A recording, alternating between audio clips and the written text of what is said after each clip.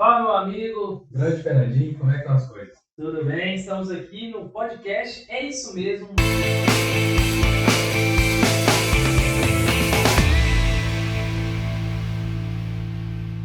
Um episódio aqui para a gente tratar sobre esse tema extremamente polêmico, né? Será que é possível ter uma vida de empreendedorismo, uma vida saudável, uma rotina saudável? Será possível? É isso mesmo? Será que é? Fala você. E para você entender o que é o É Isso Mesmo, a gente vai introduzir basicamente nesse podcast hoje por que a gente começou a pensar um pouco sobre isso, um pouco sobre nossas rotinas e o que você pode esperar aí nos próximos conteúdos, hein? Fernandinho, É isso aí. Galera, como o Carlos estava falando, qual que é a ideia do nosso podcast? É justamente levar informações e conhecimento dentro dessa área. Uma vida de empreendedorismo, você que trabalha, você que quer empreender, você também está querendo na verdade, está querendo introduzir nessa área. E também você também que já empreende ou tem uma dificuldade muito grande em ter uma rotina saudável.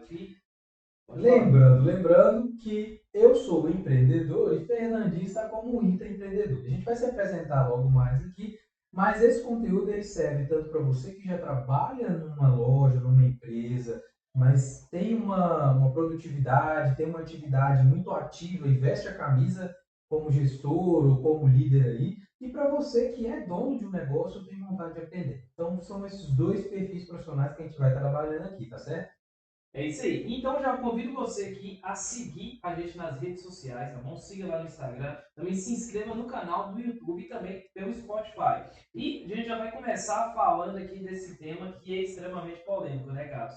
E eu quero ouvir de você que já empreende há bastante tempo, né, muitos anos empreendendo, como que foi para você essa parte de rotina saudável? Como é que você sentiu uma necessidade de estar começando essa prática de atividade física? Top demais, Fernandinho. Para quem me conhece com mais antecedência, como você, por exemplo, desde criança, esporte e atividade física nunca foi meu lado mais avantajado, mais positivo. Sempre vivi uma vida extremamente sedentária. Minha jornada como adulto já foi muito sedentária, até um dia que eu percebi que realmente eu precisava mudar isso, né? Esse novo olhar. A pandemia me pegou de jeito, eu cheguei a ter um rosto de uma bola traquina de redondo. E eu comecei a pensar realmente o quanto eu precisava mudar internamente para poder construir uma proposta legal, né? E criar uma rotina de atividade física, de alimentação saudável, né? De ser empreendedor, de estudar, nunca foi tarefa fácil. Mas o que foi preciso inicialmente é pensar em como eu poderia fazer isso de forma interna para depois evoluir. E além da parte estética, né, que normalmente quando a pessoa vê uma necessidade de praticar uma atividade física, muito é voltado na parte estética, né, visual. Você sentiu algo assim em termos de falta de disposição, algum outro sintoma que você sentiu uma necessidade maior de estar realmente voltando para essa vida mais saudável? Essa é uma pergunta fantástica. Na verdade, o estalo de que realmente eu precisava mudar veio quando a pandemia pegou, né, as empresas tiveram que parar, então a gente teve todo aquele desafio, e aí veio crise de ansiedade, veio os desafios de preocupação, né, veio a doença em si, então isso me deixou extremamente abalado, sabe? A gente tinha acabado o coworking, por exemplo, né, que eu sou um dos donos, a gente acabou de construir a sede nova, tinha investido uma grana e eu lembro como se fosse hoje, a gente passou o carnaval de 2020 fazendo a mudança para a sede nova, abrimos dia 28 de fevereiro, 21 de março teve o primeiro lockdown. Então a gente já via assim, com uma dívida na construção, com uma expectativa muito boa e do nada a gente teve que fechar as portas, né? Então isso me trouxe assim um adoecimento mental muito grande. E eu percebi que não só eu, mas outros empreendedores, amigos, né, colegas aí, também tiveram algo muito parecido. Então, eu tentei buscar no esporte, na atividade física, né, na musculação, uma válvula de escape para eu não surtar. Acho que essa é a principal denominação, é para eu não pirar. Então, é um estralo então, bem interessante, que você parar para pensar que a atividade física, esse voltar, na verdade, a praticar uma atividade física, melhorou a questão de ansiedade, até mesmo um princípio de depressão, algo muito interessante, porque as pessoas normalmente condicionam isso a somente a remédios, né? quando que, na verdade, uma atividade física, ela pode ser muito benéfica nesse sentido. E só complementando, a atividade física também é um fato. Nós estamos com um psicólogo aqui dos backstage, a Carita, né?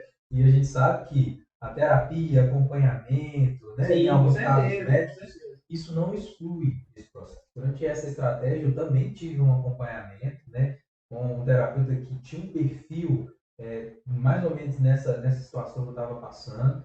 Então, isso foi importante para mim, mas a atividade física para mim foi um fator assim determinante para eu conseguir melhor controlar, sabe, esse processo Uhum. de essa E esse inflamação. assunto de pandemia, ele é muito atual, né, na verdade, porque as pessoas vinham de rotinas muito aceleradas de trabalho, até mesmo de prática de atividade física, e elas tiveram que ser reclusas disso, né? Tiveram que realmente parar com tudo.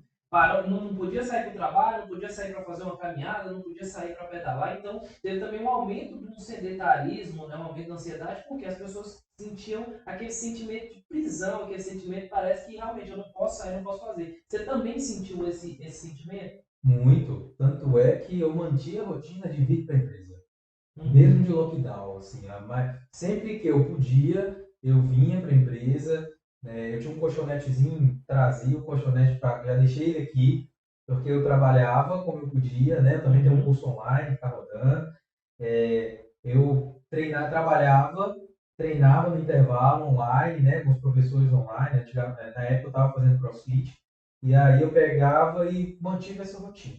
Né? Uhum. Então, isso para mim foi um fator importante, porque se ficar dentro de casa, né, e a gente convivendo ali 24 horas por dia as mesmas pessoas, é um desafio fantástico. E é um outro desafio, né? Que as pessoas, por terem rotinas tão aceleradas, elas tiveram que conviver com pessoas que faziam tempo que, por mais que morando ali na mesma casa, elas não conviviam tanto, né? Então, até mesmo teve muito choque cultural de pessoas que tinham uma rotina totalmente fora de casa e tiveram que se readaptar às suas próprias casas, né? Com certeza. Mas, Fernandinho, antes da gente continuar, eu acho que vale a pena a gente se apresentar para quem está ouvindo, né? Até para poder entender um pouquinho sobre esse contexto.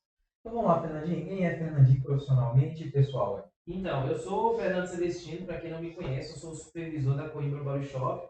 Ela é uma empresa no ramo de suplementação, né? Hoje a gente está em 3 estados, em 8 cidades diferentes. E nós temos um trabalho muito voltado justamente à suplementação alimentar e o auxílio às pessoas, até mesmo com uma consultoria de como ajudar essa pessoa. Porque lá na empresa a gente tem essa visão de sempre entregar para o cliente não somente um produto, mas uma consultoria, algo que possa agregar realmente na vida dele. Então, como profissional, sou supervisor da Coimbra, e eu quero ver agora quem é Carlos Macedo, esse rapaz que eu conheço há pouquíssimo tempo. Vixe, nossa, tem uma jornada. Pessoal, eu sou sócio-gestor do Mucuri Coworking, uma empresa especializada em locar ambientes de trabalho, e a gente aluga ambientes de trabalho, e na pandemia as pessoas não vinham trabalhar. Então esse foi o grande limiar do processo. Após a pandemia, 2020 para 2021, eu comprei a participação societária de uma agência que era cliente do Coworking, e o André, que é meu sócio hoje, eles estavam passando a dificuldade, os sócios estavam, né, deixando o processo, então a gente juntou, fez essa parceria e aí começou a trabalhar. Eu já trabalhava com tempo atrás, mas foi na pandemia que de fato eu meti bronca, né, coloquei a cara, assumi Uhum. o processo e hoje eu sou sócio e head de estratégia aí da agência. Oh, legal. Voltando a esse assunto aqui, tem uma coisa que eu estava até pensando sobre essa questão de atividade física, sobre até alimentação, e queria que você parasse para pensar. Olha para você ver que interessante. Quando normalmente você vai ali num nutricionista, obviamente ele faz um plano alimentar, obviamente ele faz um trabalho, mas ele sempre vai estar condicionando você, ó, consome mais frutas, consome mais verdura, né? Você vai num médico, o médico vai falar assim, ó, fazer uma caminhada, você tem que sair de casa. E se a gente parar para pensar, na verdade, isso na verdade deveria o que nós deveríamos fazer naturalmente. Porque nós não fomos criados, por exemplo, o carro é uma coisa extremamente útil, né? E acelera muito os processos, questão de distâncias. Mas se você for parar para pensar, o ser humano biologicamente ele foi feito para caminhar, ele foi feito para fazer atividade física. Então, quando há ausência disso, quando você vai no profissional para justamente ouvir o quê? Você precisa fazer o que você realmente não deveria fazer. Então, tanto a atividade física quanto a alimentação assim, mais saudável, ela é muito elevada em cima disso, que nós fugimos daquilo que seria um padrão natural, biológico, que realmente deveríamos fazer, né? Fernandinho, e acho que esse ponto vai muito importante ao nosso contexto de por que a gente criou o É Isso Mesmo podcast, né? O grande desafio hoje é você manter uma alimentação saudável, uma atividade de treino e toda essa rotina cabulosa que a gente voltou a ter, né? O grande insight. Então, para mim, hoje é muito mais fácil eu ir aqui na lanchonete do lado e comprar um X-tudo, um X-bacon, né? Muito mais fácil. Eu estava com a hora do almoço, eu saí daqui rapidinho, no restaurante ali, e fazer aquele prato bonito e comer. E aí que está o grande desafio. Eu só consegui perder peso, e aí quem me acompanha sabe muito bem que eu saí de 92 quilos e estou hoje com 76. Eu só consegui quando eu de fato parei, comecei a fazer a minha alimentação. Por mais que, não, mas vai no restaurante lá e você coloca comida saudável, mas o arroz é muito mais gorduroso, a carne é muito mais gordurosa. Então, eu comecei a perceber que os detalhes faziam a diferença dentro do processo. E que eu estava treinando constantemente, mas o detalhe da alimentação fazia toda a diferença. Então, eu tive que me readaptar nesse contexto, né? Inicialmente, eu enquanto Carlos, para começar a entender que se eu consumo um bombom, se eu consumo um doce a mais, eu preciso de alguma forma compensar e não consumir outras coisas. Então, uma coisa, por exemplo, que eu não faço é tomar café com açúcar. Vixe, isso é um dilema que aqui é sem fim. Que é muito difícil, né? Para quem está começando, Exatamente. já acostumado a tomar. O paladar é totalmente adaptável. Então, você corta ali do açúcar, você sente muito aquela necessidade. Né? Exatamente, mas é aquela história da lei da compensação. Eu deixo de consumir o café com açúcar porque eu tenho muita dificuldade em deixar de consumir um doce, que é o que a gente estava comentando agora há pouco, eu e a Karina. Então, sim, é difícil, eu não consigo controlar. Isso parece estar na veia da minha família. A gente gosta de doce, eu não vou falar que é compulsivo, mas então eu comecei a compensar esse processo. Então, na minha alimentação, e agora eu já dividi por partes aí, mas o meu mindset, a mudança foi exatamente nesse contexto. Eu entender que se eu comer o doce, eu preciso cortar alguma coisa. Né? Se eu quero, às vezes, comer uma comida um pouco mais elaborada, uma massa à noite, talvez eu tenha que consumir um pão, cortar um pouquinho o pão de manhã. Eu tenho uma base calórica que eu preciso cumprir. Né? Então, essa foi a lei, foi uma das mudanças que eu precisei atinar e, de fato, organizar a minha rotina para começar a preparar. É fácil? Nem sempre é fácil. Principalmente a gente que viaja muito. Mas a gente, como eu precisei pensar nessa mudança.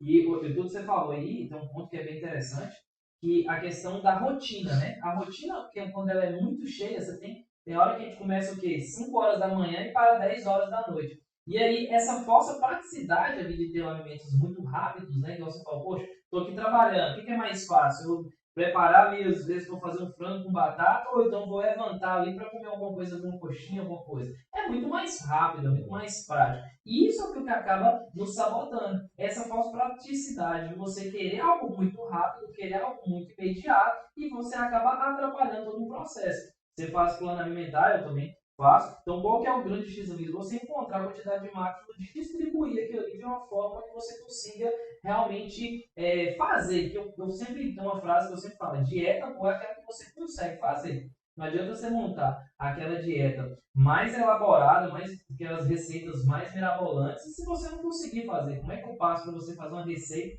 muito difícil, sendo que você está no seu local de trabalho, tem aquela rotina? Então, esse é o grande X. Se você conseguir associar a rotina com a praticidade, você consegue alguns alimentos saudáveis, só que sempre fazendo o que você falou, que é o quê? A opção de escolha.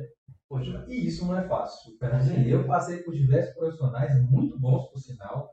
Eu só tenho que agradecer cada profissional da área da nutrição, nesse caso que a gente está falando. Mas assim, eu demorei entender como o meu organismo se comporta diferente nesse processo e como eu devo conduzir esse olhar. Né? Então, poxa, eu abusei um pouquinho da semana, mas um dia, outro dia, eu continuei no processo, fiz essa redistribuição para dar certo. Então, isso vai muito também da necessidade de você, enquanto pessoa, né, descobrir o processo. Show? Fernandinho, agora vem uma pergunta que eu queria fazer para você. Você tem costume muito de viajar, assim como eu, esse ano foi bem violento. Como tem sido a sua questão de disciplina e foco para fazer a atividade física? Como é que tem sido a sua rotina? Ó, eu particularmente, na verdade, eu passei por um tempo que eu acabei parando, como você falou, no início do ano eu fui casei, né? Então é aquela história, né? Se você casou, você já ganha de brinde uma esposa e uns quilos a mais. Um processo natural. Então, se você vai casar, já se prepare que você vai ganhar um pouco de peso. Então, eu me vi num momento que eu tinha uma necessidade de que eu tinha que fazer escolhas. Inclusive, quando eu fui no meu nutricionista, e a pergunta que ele me fez, eu falei assim, peraí, mas quando você comia um hambúrguer, você tinha a opção de comer outra coisa mais saudável? Tinha. Então, eu fazer escolha. Então, eu comecei também a sentir uma necessidade de, porque, além de uma parte estética que já estava incomodando, começou uma questão de saúde. Como você falou, aí você começa a ter dificuldade para o sono, você começa a ter disposição para tudo. Às vezes você vai subir uma escada, você fica cansado. Então, essas coisas elas vêm agregadas de quê? De uma falta de uma prática de atividade física e de uma falta de realmente uma rotina de alimentação mais saudável. Então, eu comecei. Como que eu, primeiramente, a primeira coisa que eu corrigi, a parte de eu tinha que fazer alguma atividade física. E eu sempre gostei de fazer musculação. Então, comecei a praticar musculação quando eu viajo. Agora, eu tenho um aplicativo que facilita, que eu consigo treinar em uma academia, consigo treinar em outra. Então, poxa, eu estou numa cidade ali que é a grande dificuldade, né? Poxa, você está na cidade, você paga mensalidade na sua cidade natal. Aí você viajou, como é que você vai treinar? Então, esse aplicativo me dá essa disponibilidade. E a questão, principalmente, para mim, foi a questão da alimentação. Então, poxa, eu cheguei na cidade, tinha a opção de comer uma coisa ali bem rápida, que seria prática, saciaria minha fome, que é uma coisa que é muito legal a gente falar. Que é aquele alimento que ele, muitas vezes não é benéfico para a sua saúde, ele vai saciar a sua fome e ele vai te dar o desejo de alimentação que você vai estar buscando. E até uma das coisas que tinha muita dificuldade é porque a sua alimentação, o seu paladar, ele é adaptável. Então, você está acostumado a comer pizza, hambúrguer, cachorro-quente, todas essas coisas, você vai sentir uma necessidade, você vai sentir um desejo dessas coisas. Você não vai estar fazendo, comendo isso e vai estar assim, deu vontade de comer uma salada. Não vai ter isso. Sua alimentação ela é adaptada, seu corpo ele vai se adaptar à sua rotina. Então, nesse início, é bem difícil. Passou por isso, eu passei por isso, é bem difícil. Porque o seu corpo ainda sente a vontade desses alimentos. Então, ele tem uma necessidade. Então, é justamente um processo de escolha e adaptação. Então, comecei, tinha uma opção de comer algo mais saudável, tinha uma opção de comer algo que não era tão saudável. Qual que era a minha opção? Poxa, vou primeiro por aqui. E aí, dentro da minha dieta, dentro da minha alimentação, consegui realmente regular essas alimentações e dizer não para essas escolhas que me faziam mal e atrapalhavam minha rotina de saúde. Né? Tem uma amiga que chegou para mim e falou assim, ô Carlos, mas você é uma pessoa motivada, né? Eu falei assim, não sou uma pessoa motivada. Não é motivação, isso é disciplina. Exatamente. Porque tinha dia que eu não tinha condição nenhuma, motivação zero, no negativo de fazer atividade.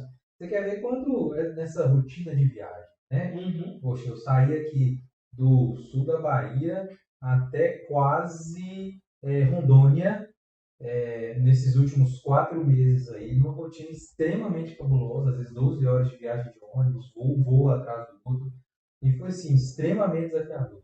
Mas a rotina, ela me permitiu manter essa constância, né, e não sair desse peso. Então, eu estou desde maio, exatamente com o mesmo peso, né, já está fazendo 6 meses aí, por causa da rotina e da constância, né, que são duas palavras que hoje em dia caminham comigo. Então, pessoal, se você espera que a motivação venha para poder você tomar a decisão, você já está fadado ao fracasso, porque não é motivação. Motivação pode até ajudar no primeiro dia, no segundo dia, não, vamos começar e tudo mais. Mas é a sua disciplina que vai fazer esse sucesso chegar aí, né? Então mantenham isso, que é um alerta muito importante. E é muito interessante essa questão da disciplina, porque as pessoas elas querem uma necessidade de ter, como eu vou dizer, poxa, estou contigo, tenho uma vontade de ir para academia, isso nunca vai acontecer. Você não vai ter essa vontade de sair de casa num período igual mesmo. A gente está na região agora que está chovendo bastante. Então, poxa, chover todo dia, aquele friozinho legal, bom de ficar em casa, ver uma Netflix, comer alguma coisa. Você não vai sair de casa, mas nunca. Você vai querer ficar ali, você vai querer descansar, você vai querer botar um filme assistir. Então, essa motivação, ela não vai chegar. Então, realmente é disciplina, é escolha. Poxa, posso ficar em casa? Posso. É uma escolha. Posso sair para fazer uma atividade física? Posso, também é uma escolha. Só que suas escolhas, elas vão mostrar depois seus resultados, né? Tem uma frase que eu gosto muito que ela fala que você é livre para fazer suas escolhas, mas você é escravo das consequências. Então, ou seja, você pode escolher o que você quiser, mas a consequência você não tem como fugir dela. Boa, vou anotar isso. Agora, voltando para a parte da questão da pandemia, né, que a gente falou, que é um assunto ainda muito atual. Para quem está querendo agora essa questão de empreender, você é um cara que eu conheço há muito tempo e você começou há muito tempo. Eu lembro que a gente era novo, você já falava de empreender, poxa, tem que fazer isso, ideias, e você trouxe um conceito também novo aqui para a região. Eu queria que você desse um conceito para quem está querendo assim, começar, tá naquela parte de tem uma vontade de empreender. Qual seria assim, o primeiro conselho? O que você daria realmente de dica para essa pessoa? Ó, só força de vontade às vezes não resolve o problema. Né? Se tem uma coisa que eu aprendi no início da minha jornada, é que eu preciso entender o mercado, eu preciso pesquisar antes de tomar a decisão de abrir. O meu grande desafio é conseguir sempre uma linha de raciocínio de que, poxa, você lança primeiro, analisa e vê o resultado depois, né? Hoje eu já vejo, assim, se eu pudesse rever, assim, o meu passado como empreendedor, eu teria, de fato, feito uma pequena pesquisa para poder entender, criado uma projeção, feito quase um plano de negócio, né? Não vou dizer um plano de negócio em si para trabalhar. Então, quem está começando a empreender ou quer empreender, gente, pare, analise, coloque no papel, principalmente financeiro, quanto você espera atingir daqui a um ano, quanto você espera faturar daqui a 2 anos, quanto de despesa vai ser necessário para você atingir um ano, 2 anos. Porque isso acho que é o pontapé inicial que eu recomendo para cada cliente, para cada um que trabalha. Depois que você fez isso, poxa, agora eu sei que eu quero atingir, sei lá, vou atingir 30 mil de faturamento em um ano. Quais são os pontos que eu vou ter que trabalhar para chegar nesses 30 mil de faturamento? Então, isso são detalhes, gente, que fazem a diferença. A gente recebe demais empreendedores aqui no coworking, com essa vontade de querer fazer, de querer acontecer, mas aí você pergunta, e aí, como é que estão seus custos e despesas fixas?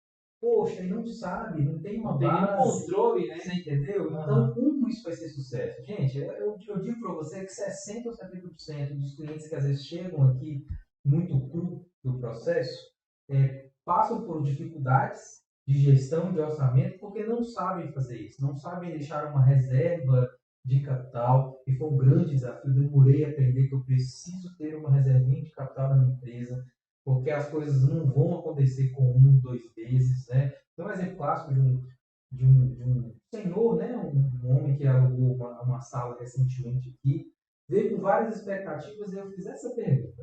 Você chegou e analisou os custos e despesas fixas? Não, eu acredito no meu potencial, eu acredito na empresa. Ele até achou que eu estava borando o negócio dele. Mas aí, no primeiro mês, já não aguentou pagar as contas.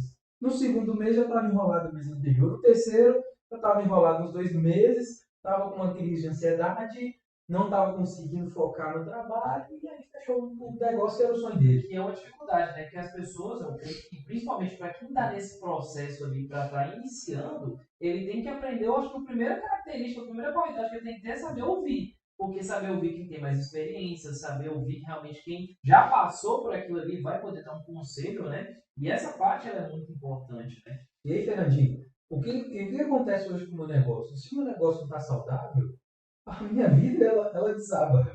E aí eu não alimento bem, aí eu tenho dificuldade de dormir, aí eu tenho dificuldade de treinar, porque eu tenho característica.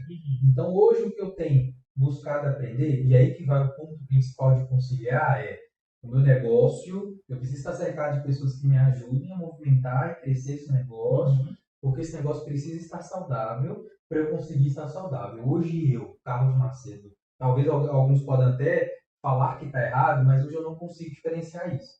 Se o meu negócio não está indo bem, se eu estou vendo algumas dificuldades, eu também fico um pouco fragilizado nessa rotina, né? Então aí eu deixo de fazer, eu abdico de algumas coisas, eu abdico de treinar, e isso é muito fácil. Eu, para poder resolver o problema da empresa, eu deixava de treinar com muita facilidade. Se tem um desafio para resolver da empresa, eu deixo de preparar minha alimentação, gastar aquele tempo preparando a minha alimentação, eu já corro para cá. Então, assim, hoje a gente é uma pessoa só. Então, o que eu tenho feito é exatamente isso. Eu busco, eu tenho tido disciplina nos dois processos. E eu só fui começar a perceber o quanto foi prejudicial para mim, para os meus negócios, não ter planejado eles recentemente. Que aí, quando eu realmente eu criei uma rotina, quando eu fiz essa mudança da cabeça de que eu precisava dessa rotina interna, minha, pessoal, e aí eu percebi que a rotina dos negócios influenciava diretamente a minha rotina, eu comecei a perceber que, poxa, se eu não planejar lá também, se eu não estabelecer metas pessoais, se eu não estabelecer metas de faturamento, metas de despesas, se eu não alinhar com a minha equipe o sonho que é o meu negócio, eu não vou conseguir chegar a lugar nenhum. Então, acho que esse foi uma virada de chave esse ano para mim, e foi muito grande, sabe? Ó, dois pontos que você falou que eu achei interessante. Que primeiro, que eu vejo, eu também acabo acompanhando muitos empreendedores que estão iniciando, né? Primeiro, essa parte de separar. Poxa, realmente ter o controle ali de despesas, né? De custos fixos. E primeiro, separar CPF de CNPJ. Nossa, isso é importante. A parte de finanças, porque acaba bagunçando. O cara começa ali, lá para uma loja e começa a vender 20 mil. Primeiro erro, ele acha que ele está ganhando 20 mil. Ele não separa. Então, separar realmente, né? Ali, separar o seu salário, separar o seu prolabore, e quanto que é da empresa e quanto que é seu. Entender que, na verdade, você não pode sugar a empresa, né? Eu vejo que quem acaba começando um faturamento um pouco maior, o cara vai lá e suga a empresa para de crescer, porque retira totalmente o capital da empresa, né? Então, como que foi para você desse processo? Poxa, comecei a empresa. A gente começa ali com aquele dinheiro ali contadinho e começou já a gerar uma receita. Como é que foi essa separação para você de CPF e CNPJ? Como nos dois negócios eu sempre tive sócios, então isso foi muito claro para a gente que a empresa era a empresa e eu era eu, assim como a agência também foi da mesma forma. Então a gente já trouxe essa clareza dentro desse processo. Então, mas aí, quando é equipe, quando é o empreendedor sozinho começando, há esse desafio. Agora eu já tive um pouco desse desafio quando eu estava sozinho na escola de Excel que eu tinha, né? Que agora recentemente eu passei, mas eu misturava muito. Então as coisas às vezes não davam certo por causa desse detalhe. E faz toda a diferença desse processo. Então a diferença, separar é muito importante. Então não tem por onde fugir, gente. Tem que separar. Às vezes eu deixei de ter luxo pessoal, ainda tenho deixado de ter algumas regalias que eu poderia ter, exatamente porque eu preciso, primeiro, ter consolidado, né, os negócios para isso acontecer. Mas, com o processo de metas, isso facilitou muito. Antigamente, na agência, por exemplo, logo no início, a gente tirava uma porcentagem mensalmente, eu não definia um prolabore para mim. Aí eu cheguei para o meu sócio, né, para o André, e falei assim, André, vamos lá. A gente está muito oscilando salários. Isso para mim, eu ficava doente quando eu via lá a conta. Você não sabia quanto que ia entrar, né? Quanto que eu ia pagar, e eu tenho custos fixos, né? Eu tenho minhas despesas pessoais. E eu falei, a gente chegou e falou assim, ó, a gente precisa sentar e criar uma meta de faturamento da agência, porque eu não posso ter essa oscilação, exatamente, do meu prolabore, assim como ele também podia ter esse processo, né? Preparando para casar, enfim, terminando faculdade. Então, o que a gente fez? A gente sentou, a gente estava com esse desafio, então vamos lá, vamos fazer uma progressão. E a gente sentou, definiu os nossos salários enquanto gestores, definimos as nossas. Para a gente ter aquele salário, quanto deveríamos ter de meta, quanto deveríamos ter de despesas. Então a gente alinhou esse processo e a gente deixou claro que se sobrar, aí sim a gente vai ter o lucro, inclusive a gente tem um valor de retirada para reserva, né? Então depois que aconteceu isso, eu tive menos crise de ansiedade e aí eu sei que eu vou ganhar aquilo que eu vou gastar. Então, assim, hoje o eu caso está totalmente direcionado ao sucesso dos negócios, não tem para onde fugir, né? Então, essa é a lógica da estrutura. E a parte de metas, né? Eu vejo que também as pessoas não sabem ainda como estipular uma meta, como começar, iniciando ali, sem ser meta necessariamente de faturamento ou meta de vendas. Quais que são as metas que a pessoa deveria ter colocar ali de frente? Poxa, Meta de como, por exemplo, o que é mais importante, parte burocrática, isso, aquilo. Você acha interessante ela também traçar a meta também, além de faturamento? Qual é a sua opinião sobre isso? Olha, hoje eu coloco meta para quase tudo nessa vida, né? Assim, hoje eu não tenho uma equipe suficiente para fazer tudo o que deveria ser feito. Então eu simplifico as coisas, né? O que eu tenho feito hoje é simplificar o máximo que eu posso.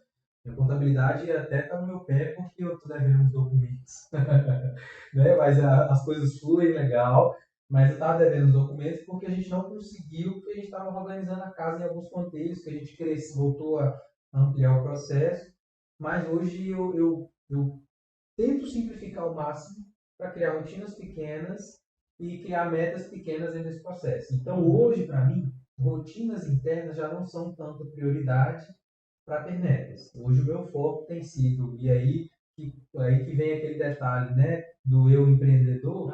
Hoje, o que estava tirando meu sono era a falta da constância de a saber receitas e despesas. Então, isso para mim era mais importante nesse momento. Estou organizando a casa, estou mantendo ali aquela transparência para depois ir para a próxima etapa.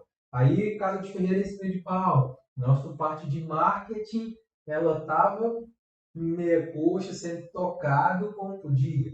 E estava influenciando esse processo que eu organizei. Então, agora a gente está vindo. Aí eu cheguei com a equipe, né? Montei um cronograma anual de quais vão ser as metas para cada um. Então, eu comecei dessa forma, sabe? Financeiro, aí eu coloquei uma colaboradora para poder fazer o processo agora, que não é uma expertise assim, operacional boa para mim, então eu identifiquei. E hoje, graças a Deus, é uma coisa que eu tenho falado muito com a nossa equipe. Eu não tenho vergonha de chegar para ele e falar assim: eu sei o que eu preciso, mas eu não sei como fazer, e eu preciso da ajuda de você para eu poder executar esse processo. Então, hoje ela entende, né? Eu tenho a Raíssa, por exemplo, que está no curso cuidando financeiro com o outro, e eu já mostrei para ela que a gente precisa que isso está acontecendo, e ela está metendo bronca e organizando o processo.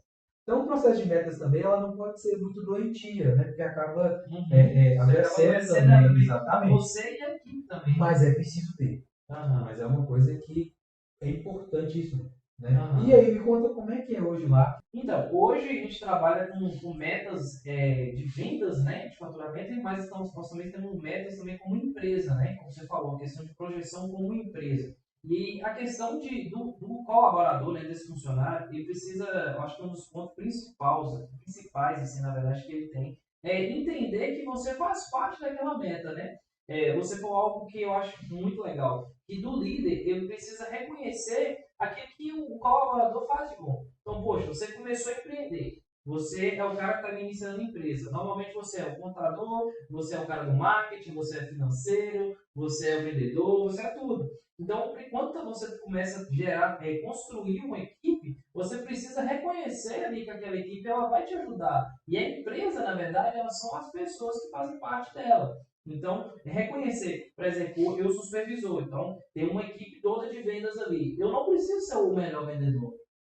Tem vendedores hoje que vendem muito mais do que eu. O cara que chega, o cliente chega lá e sabe solucionar o problema do cliente melhor. Ele tem até técnicas de venda, ele consegue converter. O cara tem muitas vezes talento para vendas, então muitas vezes ele é melhor vendedor do que eu. Então reconhecer isso como líder faz parte. Poxa, você faz isso melhor do que eu, então você vai fazer isso daqui para frente. Então é muito interessante. Nós passamos por um processo. Eu particularmente eu tive a oportunidade de entrar na empresa quando era uma loja só, e participei de todo o processo de expansão, então eu pude ver isso na prática e participar também do crescimento de outras pessoas. Por quê?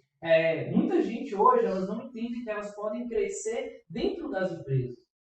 Normalmente as pessoas falam o seguinte: você pode crescer dentro da sua própria empresa. Mas se você ter a sua empresa, você vai ter colaboradores que fazem parte dela. Então, você também pode crescer dentro de uma empresa. E eu me permiti fazer parte desse processo. Então, errei muitas vezes, mas tive a oportunidade de corrigir o erro. Então, as pessoas que foram entrando, que eu tive a oportunidade de liderá-las, elas também puderam participar desse processo de também errarem, mas também crescerem junto da empresa. Hoje tem gerentes de área, então, ou seja, eu pude participar do processo de contratação, de treinamento, e aí o cara foi crescendo e eu fui crescendo junto com ele. Porque é uma troca ali que você tem com um colaborador. O cara tá te dando ali o serviço dele, o cara você também está devolvendo, ó, também auxiliando o crescimento daquela pessoa. Então, hoje eu entendo muito como líder essa parte de meta, que a equipe ela precisa entender que você faz parte do processo do dia a dia. Então, tá um dia ruim ali, normalmente eu vejo muita gente errando nisso, cara. Que o cara vai lá e liga pro funcionário, fala, poxa, e aí, velho? Tá vendendo, mas você tem que fazer alguma coisa, você tem, você. O cara não se coloca como participativo ali, entendeu? Então, essa é uma dificuldade que precisa ter muita atenção, porque o colaborador, ele tem que entender que você faz parte, você é o líder, mas você é aquela liderança que fala, não é que fala vai, mas que fala vamos. Então, caminha lado a lado, entendeu? Então, o processo de treinamento, o processo de você direcionar e principalmente ter estratégias para o vendedor. Então, eu entrego uma meta, mas junto com a meta eu entrego estratégias. Para alcançar essa meta aqui, a gente pode fazer isso, pode fazer aquilo, pode fazer aquilo. Então, você entrega não só um número no final para ele bater, mas estratégia para que ele possa bater aquele número. Então, quando ele alcança aquele número, ele vai começar a comemorar com você. Isso é muito legal. Quando o cara chega para você e fala assim, nossa, batemos a meta. É um sentimento coletivo, um sentimento de equipe. E a equipe é isso aí mesmo. E a gente falando de equipe, a gente, né, eu costumo lembrar um pouquinho sobre esse desafio que é gerir pessoas, né? Tem um dado publicado aí na Exame, dia 28 de abril de 2022, que fala sobre os 7 pontos de dificuldade para quem deseja empreender. E dentre os 7 pontos, a gente tem inovação, marketing, a burocracia, a carga tributária, a concorrência e o processo de gestão de pessoas. Gestão de pessoas fica no 7º na lista, mas ele é um dos pontos assim, de extrema relevância desse processo, né? Porque hoje, se a gente não tem uma equipe engajada, a gente não consegue ter resultado. Né? No início do Coworking, por exemplo, tinha eu e Babi, que era estagiária que a gente contratou, uma pessoa incrível. Bárbara, um grande abraço para você. Ela saiu porque ela foi seguir o sonho dela, né? Ela era contadora. Mas aí eu ficava na recepção e ela revezava comigo na recepção e eu comecei com a carga horária que às vezes era 12 horas, 14 horas, 16 horas de trabalho por dia, até começar a trabalhar com essa equipe e foi difícil entender uma matemática para ter uma equipe legal dentro do espaço, porque eu sempre tive 2 dificuldades. Primeiro, é conseguir achar pessoas que encaixassem no meu perfil de trabalho, no perfil da empresa, e outra, achar pessoas que tinham potencial para esse perfil e que eu conseguia pagar. Porque também existe esse outro grande desafio, Sim, né? Bom, mas... Queria eu poder valorizar, né, a alturas, mas às vezes não é possível porque a empresa ainda não tem uma estabilidade financeira o suficiente para realmente chegar e falar assim, não, eu vou te dar um baita de um salário dentro desse processo. Mas aí eu comecei a entender esse processo e aí que vem outro insight da pandemia, criei uma equipe fantástica, já não estava mais morando em Teoflotone, essa equipe estava rodando, aí nós tínhamos Marcinha que foi para o Rio de Janeiro e que me deixou, Marcinha, que inclusive é uma atleta hoje, que a gente logo mais vai trazer ela aqui, Tanak também, um grande amigo que esteve comigo aí vivendo, né, essa rotina, e a gente conseguiu criar uma equipe fantástica, e aí veio a pandemia, quebrou as pernas, aí a galera teve que subir, e aí agora eu começo a criar um novo processo de equipe, então tem sido assim, é um baita de um desafio. E esse é o 7º ponto que você que está empreendendo, né, quer empreender e precisa ficar alerta. Você sozinho pode até ir mais rápido, né? Mas se você tem uma equipe, você começa a construir o processo, você com certeza vai mais longe. O empreendedor sem equipe, ele não tem muito sucesso. Eu não vejo hoje, né, esse processo, então precisa ter. E a importância de ter, a empresa ter uma cultura, né? Desse colaborador, ele entender qual que é a meta, qual que é o objetivo daquela empresa. Então, quando a pessoa também entra na empresa, ela precisa entender, poxa, mas para onde essa empresa aqui quer ir? E principalmente para onde ela quer ir, porque ele tem que entender e falar assim, para onde eu vou com essa empresa? Que é o que muitas vezes falta, esse senso de propósito, né? O cara entra para trabalhar no local lá, né? Vou trabalhar aqui 6 meses que eu preciso pagar as minhas contas. Obviamente, todo mundo que entra para trabalhar precisa realmente. Se não precisasse, você estaria trabalhando, né? Então, ou seja, mas quando a pessoa entra na empresa e ela entende que aquela empresa tem um lugar onde ela deseja chegar e ela pode participar desse processo de crescimento, faz toda a diferença. Porque ele não está trabalhando ali só pela comissão no final do mês, ele está trabalhando porque vê um objetivo através daquilo. Então, eu creio que uma das coisas que você que está querendo empreender, então você que já empreende, é entender que é o seguinte, faça com que o seu colaborador entenda o objetivo de você como empresa. Porque, poxa, se você vende um projeto para ele, pô, já muda a história, né? Você vai chegar para sua equipe e vai falar assim, ó, hoje nós estamos aqui, mas nós queremos chegar aqui. Aí você já fala pro cara, fala assim, ó, mas se a gente chegar aqui, você vai poder receber isso aqui, e você vai poder chegar nesse cargo, e aí toda a história muda, porque a pessoa fala, já, opa, já veio um objetivo. E entra um outro ponto que a gente até tinha conversado outra vez, que existe duas vertentes hoje, né? Quem quer empreender e quem quer ir para a linha de concurso público. Porque tem pessoas que só acham que só pode fazer no concurso público, né? Pô, minha vida...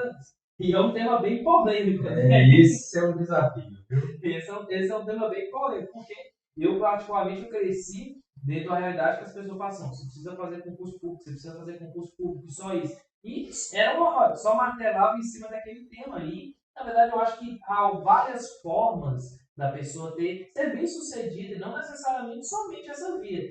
Eu já sei mais ou menos a resposta, mas eu queria te perguntar, você já foi pressionado para ir para essa caminhada de servidor público? Até hoje, você não tem noção.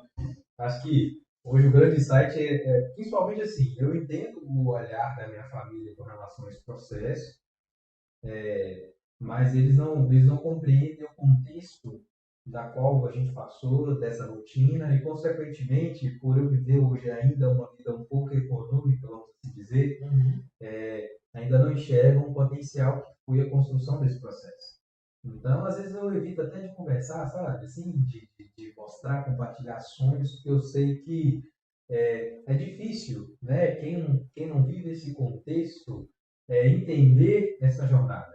Né? Às vezes as decisões que eu preciso tomar, e é por isso que muitas vezes eu sempre tenho trabalhado muito em cima disso. Poxa, como eu posso me cercar de pessoas que vivem esse mesmo contexto para a gente conseguir amadurecer nessa rotina. Né? E é por isso que o Isso desse podcast existe. Né? A gente começou com essa visão.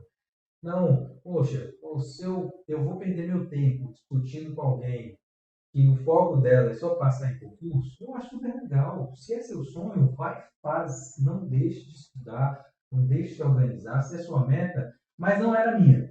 Só dando uma observação aqui, eu não sou contra, imagino que você não, inclusive já tive colaboradores que era um sonho dele passar em concurso, incentivei, inclusive tem alguns que já passaram, que alguns já tomaram posse, outros vão tomar, então incentivei. O que eu estou trazendo aqui, porque a gente está trazendo, é que não existe somente essa via.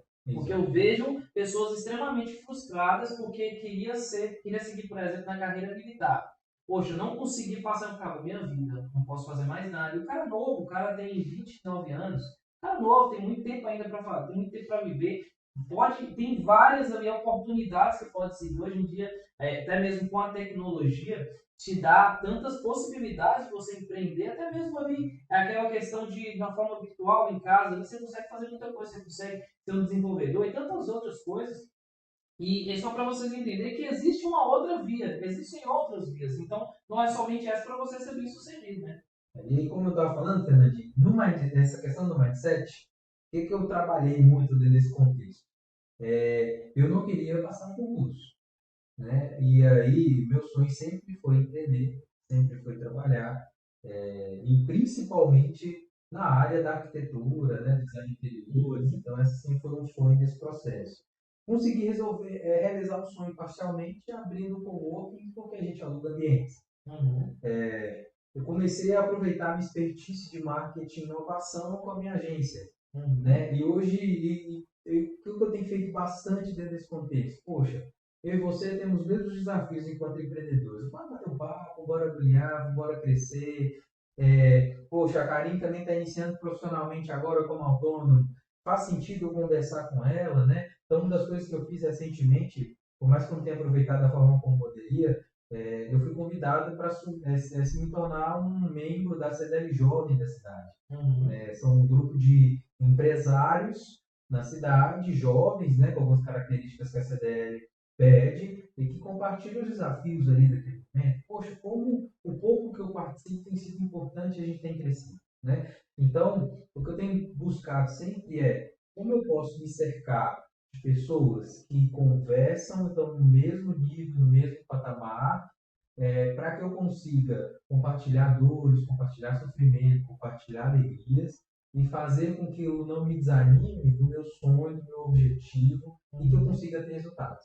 Então, se você quer passar no concurso, se você quer empreender, se você quer subir de carreira, busque estar próximo de pessoas que também sonham esse processo. Eu acho que esse é o processo. Você realmente está cercado de pessoas que não exatamente pensam a mesma coisa que você, mas não sabotam o seu sonho. Porque eu vejo, não que a pessoa deseje seu mal, creio que as pessoas que te influenciam para isso, na verdade, não querem seu mal. Mas por não estar ali, na verdade, num ciclo, num network que fala sobre a questão de empreendedorismo, ela acaba não entendendo, né? O que também a gente precisa entender, nem sempre o que aquilo que a pessoa está falando com você de um conselho, ela está desejando o seu mal. Na verdade, não. Ela pode ser que dentro da realidade, ela acredita que aquela ali seja a melhor opção e aquela seja a única opção boa. Até porque também a gente tem que olhar muito também que pode ser que a pessoa cresceu num ecossistema que alimentava isso. Então, não dá para também jogar todo mundo que vai te dar conselho para não fazer como se fosse algo ruim, como se a pessoa quisesse ser mal, que na verdade não é, né? Perfeito. Fernandinho, vamos falar de mais 2 pontos de dificuldade para o empreendedor que está começando. E um deles, assim, que é uma coisa que eu me identifico muito, é inovação. E é inovação numa cidade de interior. Como é que é a sua visão quanto a isso? E como é que foi essa jornada de crescimento da Coimbra lá, com a sua experiência? E você ter diferencial competitivo estando numa cidade de interior como a nossa cidade? É interessante falar sobre inovação, que inovação ela é diferente de novidade. Vamos dar um exemplo aqui para vocês entenderem. Quando a gente tinha ali aqueles celulares mais simples, a Apple veio e trouxe o quê? Ela inovou o mercado. Começou a trazer os famosos smartphones, né? Trouxe um novo conceito e foi totalmente diferenciado no mercado. Você colocar, às vezes, uma câmera ali no celular, é uma novidade. Uma câmera mais nova, uma novidade, mas não é uma inovação. Inovação é quando você muda todo o mercado. Então, quando a loja, que na verdade abriu aqui da Fotone, era uma cidade que não tinha uma loja especializada, então as pessoas ainda naquela época falavam que suplemento era bomba, que suplemento ia matar quem ia tomar. As mães pegavam o suplemento dos filhos e jogavam fora. Só para vocês terem ideia, o cliente chegava a comprar 2 potes de whey porque a mãe jogava fora. Então, no início, tinha isso há 8 anos atrás, então até o próprio mercado amadureceu muito de lá para cá. E não só em Itafoatone, que é uma cidade mais do interior, mas em termos assim, realmente Brasil. Por exemplo, quando eu comecei a trabalhar na área, as pessoas chegavam e falavam assim: se você tomar creatina, você vai dar pedra nos rins, você vai dar cálculo renal. Durante a pandemia, a creatina foi o suplemento mais usado, porque a pessoa tinha uma queda de força, então ela tinha uma baixa de ATP. Então, todo mundo que teve Covid e passou por isso, tinha aquela fraqueza, tinha uma queda de ATP. Tomava creatina, você começava a ter essa recuperação de ATP. Então, poxa, antes que era um suplemento que os médicos, inclusive, muitos, eu já tinha visto médicos falando que não podia tomar, os próprios médicos indicavam. Por quê? Também não é julgando que o cara não sabia, porque são suplementos que têm estudos muito novos. Então, ou seja, todo ano vai fazer novos estudos, então vai trazer novo conhecimento. Então, realmente vai abrindo a mente das pessoas. Então, essa parte de inovação foi muito difícil, porque culturalmente tiveram dificuldades nessa aceitação. Então, realmente foi uma dificuldade no início. E para você que você trouxe um conceito que não existia também aqui. Como é que foi essa parte de inovação quando você trouxe o comando para cá? Perfeito. Ô Fernandinho, aí com a história do Tolkien, ela se confunde um pouco, inclusive, com a história de uma comunidade de inovação que a gente construiu na cidade, né, de Teoflotone, que para quem está ouvindo aí, é onde a gente mora, a gente cresceu, tem negócios, enfim. A gente começou a falar sobre o conceito de startup, que são modelos de negócios inovadores na época, né? Isso eu estou falando há 8 anos atrás também, coincidentemente. Nisso eu ainda trabalhava de carteira assinada, dava aula na escola do Sebrae, né, na FG, e aí a gente começou a falar sobre inovação. Na época, nem o próprio Sebrae em si estava ciente aqui na cidade, o que, que era isso, como buscar, né? Eu fui bati na porta deles e falei assim, gente, está acontecendo um movimento aí chamado ecossistema de inovação em startups, e eles não sabiam ainda o que dizer aqui na nossa cidade. E aí a gente, nessa jornada, né, tentando falar sobre isso, né, criar uma comunidade de inovação, eu encontrei os dois sócios do coworking, na época eram os três, né, sócios quando a gente começou, e a gente começou a falar sobre essa comunidade, né, a gente, bora deixar um legado para a cidade, bora falar sobre inovação, e aí a gente começou a criar ações juntos para poder fomentar, conseguimos captar mais pessoas, só que a gente tinha dificuldade de a gente se reunir.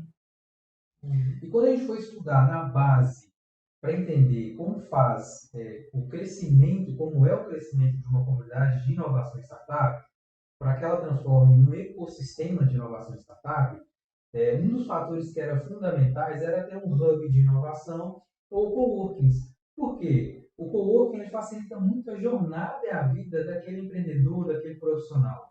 Porque a gente entrega já o espaço quase pronto para a pessoa só alugar. E o melhor, ela pode alugar por hora, período, diário. Então, assim, é muito cômodo para quem está começando muitas vezes. É muito bom para quem já tem uma jornada ativa, porque a gente cuida dos detalhes do ambiente para o cliente que está ali trabalhando. Então, para quem está começando, para quem já é profissional consolidado, a gente tem entregas muito boas.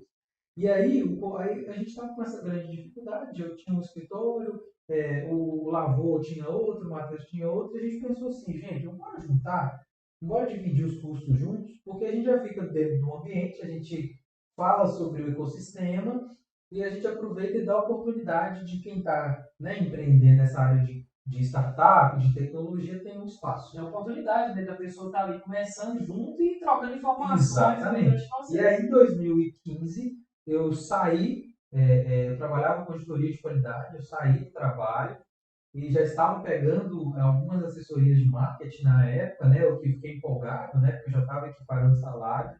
Eu saí e falei assim, vou focar nessa parte de assessoria de marketing, até que eu encontrei esses dois outros doidos aí que estavam falando sobre inovação, e a gente pegou em 2016 e abriu o coworking. Então, assim, um recurso extremamente baixo, juntamos os panos móveis e começamos o coworking nessa jornada. E aí a gente começou a trabalhar esse processo, foi percebendo na jornada que essa galera da inovação não era uma galera que era nosso foco nesse momento, então a gente teve que fazer uma mudança de decoração, de design do espaço, para trazer que a gente estava trazendo um pouco mais tradicional, e aí foi assim que a gente começou o processo, e aí a gente sempre fala que o coworking reinventou a forma como as pessoas veem no trabalho, porque antigamente o psicólogo ele precisava ter uma sala toda branca com móveis brancos para pegar e chamar o paciente, o cliente dele de paciente. Né? A sala de atendimento se parecer muito com uma clínica de consultório médico. E a gente trouxe esse olhar para poder mostrar para a pessoa que esse olhar às vezes estava um pouco engessado. Né? Ou então, um advogado que só pensava numa mesa, tinha que ser uma mesa de granito e o chão de porcelanato, poxa, você pode ter uma sala de reunião um pouco mais descolada, né? Poxa, o desenvolvedor que só estava dentro de casa trabalhando, poxa, você pode estar num ambiente mantendo seu foco como você trabalha em casa, mas às vezes ir tomar um cafezinho e conversar com o cara do marketing, conversar com o advogado ali, que pode enriquecer o seu processo profissional. E aí foi por isso que a gente começou a mostrar para essa galera o quanto o network era importante. Então, a gente tem ainda muitos desafios, mas acho que esse processo de inovação, ela veio desde o início, a gente tem mantido esse conceito aí, e claro, vinculado um pouquinho com a nossa próxima dificuldade, que é o marketing, né? Que é um ponto, assim, extremamente importante. E, pessoal, marketing não é publicidade. Marketing não é você botar um outdoor. Marketing não é você fazer uma panfletagem, mas é você entender o seu cliente para atendê-lo de forma efetiva. Como é isso lá na sua empresa? Então, você começou falando sobre a questão de marketing, eu vejo quando teve na verdade ainda está em ascensão essa palavra marketing digital, né? Que eu acho que marketing digital, na verdade, o digital faz parte do marketing, sim. Total, não existe um marketing digital separado. Não tem como separar. Acho que o primeiro ponto que a gente precisa começar aqui é isso. Então, você vai trabalhar a área digital? Sim, mas a gente até conversou sobre isso. mas também tem que trabalhar também o offline ali. O offline também é o marketing, faz parte. Então, hoje, o que você precisa entender sobre marketing? É entender quem é seu cliente, como se faz para chegar a esse cliente, o que esse cliente está falando, o que esse cliente seu consome. Então, o marketing ele circula diretamente dentro do seu cliente, que é o seu público-alvo ali. Então, lá a gente faz esse trabalho, entender qual que é o perfil, o que esse cliente ele consome. Uma das coisas que você precisa entender, por quê? A pessoa quer fazer marketing e aí ela pensa só que ela tem que fazer o marketing como o concorrente dela faz. Eu acho que na verdade está errado. Porque você tem que entender marketing para ele. Esse cliente ele consome o quê? Ele consome suplemento, beleza, mas ele consome o que mais? Hoje ele vai numa academia. Como é que é a experiência na academia? Aí vai no supermercado. Como é que é a experiência no supermercado? Então, ou seja, dê a melhor experiência ao cliente. Então você também está dentro dessa área. O que você entende assim que é o ponto-chave? Poxa, precisa entender um pouquinho sobre o que é marketing. Porque qual que seria assim, o ponto-chave que você traria para essa pessoa entender? Hoje eu busco, quando eu estou com o meu cliente, né, que busca a gente para entregar marketing, eu busco olhar os 3 olhares que são importantes nesse processo. Primeiro, como é que está o mercado? É entender o mercado, é entender quais são essas expectativas de inovação, quais são as tendências, o que a gente pode esperar para o futuro, o desenvolvimento de tecnologia. Então, acho que esse primeiro olhar. Segundo olhar relacionado aí ao seu cliente. O que é o seu comportamento do cliente? O que o seu cliente fala? O que o seu cliente precisa? O que o seu cliente busca? O que de forma inconsciente a gente pode trabalhar no seu cliente para poder instigar o seu processo? Então, essa é a segunda estrutura. E a terceira estrutura é um olhar para a concorrência, mas é um olhar para a concorrência para buscar entender o que ele faz, entender o contexto que ele está inserido. Para você tomar a decisão de que, poxa, eu preciso ser melhor que o meu concorrente, eu preciso ser diferente, ter diferenciais competitivos do meu concorrente. Então, hoje a gente olha o nosso concorrente muitas vezes como parceiro, né? Ele não é um concorrente com um olhar negativo. Não é um inimigo, né? Não é inimigo de maneira nenhuma. Concorrência hoje a gente não vê muito isso.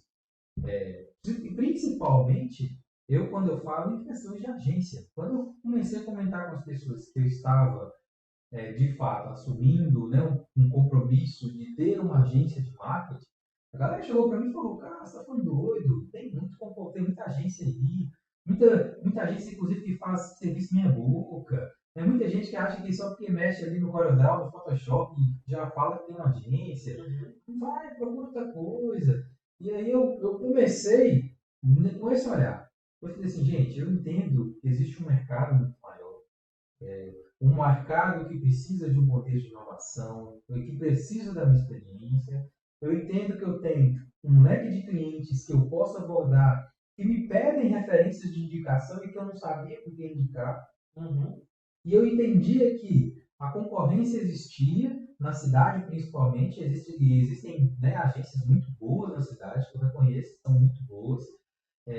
Ficava preocupado porque a gente teria que ser melhor ou teria que ser tão bom quanto essas agências. Mas eu sabia que eu tinha esse diferencial dentro desse contexto. Então hoje, tanto é que a nossa agência hoje ela está presente em 3 países. A gente desenvolveu projetos em Portugal, a gente tem projetos ativos nos Estados Unidos, a gente tem projetos no Brasil aí, já desenvolvido em 7 estados. Então, quem me acompanha sabe que tanto que eu viajei igual notícia ruim nesse Brasil, mas é porque os clientes começaram a procurar pelo nosso diferencial competitivo, né? Porque eu entrego hoje para o cliente uma proposta de marketing que é uma proposta de marketing on demand, que é sobre demanda mesmo, que não é só digital. E aí é que a gente buscou entender esse conceito. O digital ele é relevante, ele é importante, mas para que o digital aconteça, você tem que estar uma base offline bem preparada. Só te cortando. O que seria, por exemplo, um exemplifique? E hoje o que a pessoa entende marketing é marketing digital. Fazer uma arte, postar no Instagram, fazer um story, postar. O que seria um exemplo de um marketing offline? Só para a galera entender. Puxa, como é que a sua recepcionista atende por telefone e faz o primeiro contato com aquele cliente?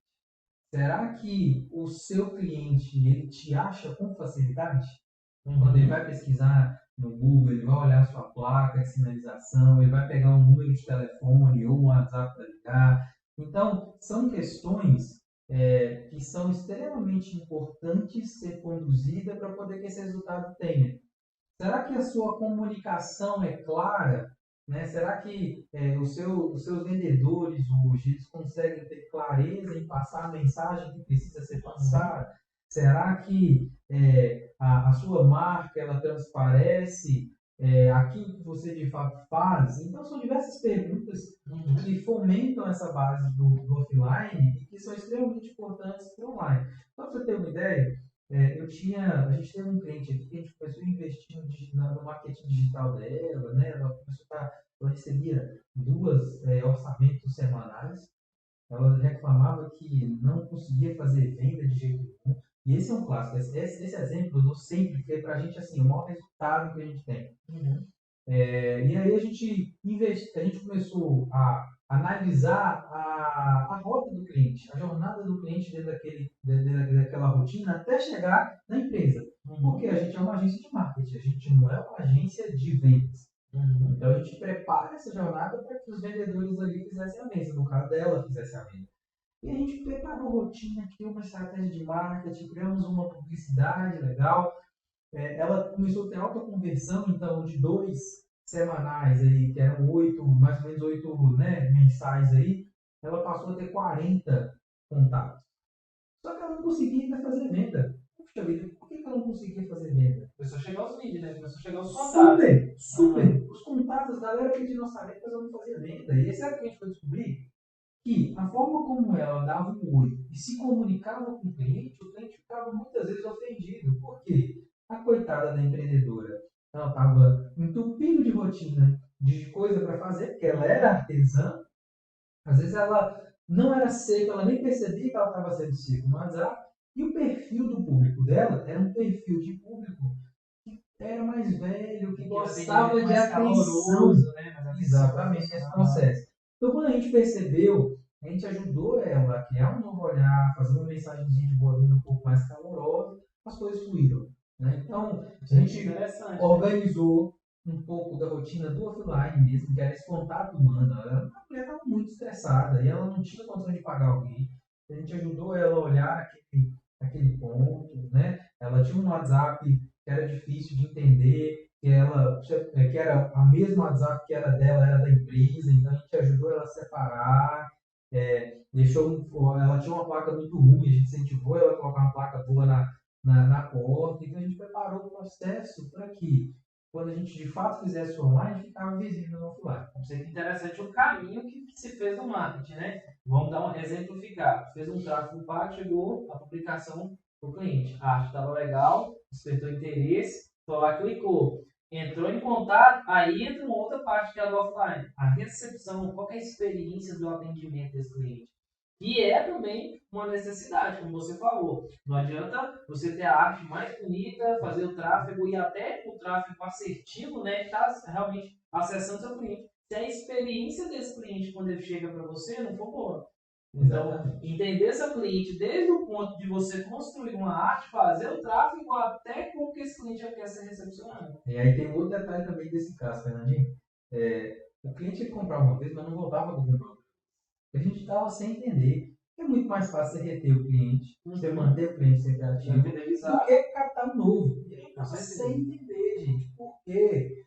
E aí a gente foi um pouco na base da teoria do marketing, né? Que o marketing hoje tem os 4 P's do mix de marketing, né? Que é preço, promoção, produto e praça.